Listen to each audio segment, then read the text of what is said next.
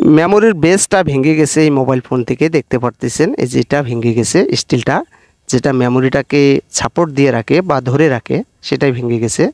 তো আমি এটাকে সোল্ডারিং করে নেব। দেখতে পারতেছেন আমি মেমোরি বেসটা পরিবর্তন না করে এটাই কিভাবে রিপেয়ার করা যায় সেটা আমি দেখাচ্ছি আপনাদেরকে। তো মাদারবোর্ডটাও সোল্ডারিং করে নিলাম, নেওয়ার পরে একটু পেস্ট ব্যবহার করতে হবে এখানে। তো আমি একটু পেস্ট লাগিয়ে নিলাম, দেখতে পারতেছেন দুই সাইডে। এরপরে ওপর থেকে হিট দিয়ে এটা সুন্দরভাবে বসাইতে হবে। এই যে আমি বসিয়ে নিলাম, আঁকা বাঁকা যেন না হয় সেই দিকে খেয়াল রাখতে হবে। দেখতে পারতেছেন এটা একদম ধরে গেছে, অর্থাৎ ঝালাই ধরে গেছে এটাতে। তো এখন আমি এটাকে পরিষ্কার করে নেব। দেখতে পারতেছেন ব্রাশ দিয়ে পরিষ্কার করে নিলাম। এখন মেমোরিটা লাগিয়ে দেখতে হবে যে আসলে এটা বসে কি না। হ্যাঁ, বসলো। তো এখন আমি এটাকে ফিটিং করব। দেখতে পারতেছেন আমি ফিটিং করে নিচ্ছি। ডিসপ্লেটাও লাগিয়ে নেব, কারণ ডিসপ্লেটা খুলে রেখে দিয়েছিলাম যাতে নষ্ট না হয়। দেখুন আমি লাগিয়ে নিলাম।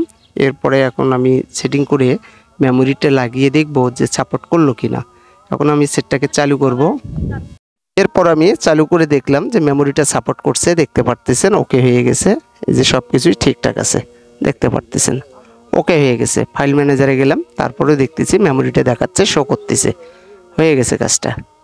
যে দেখতে পারতেছেন ওকে।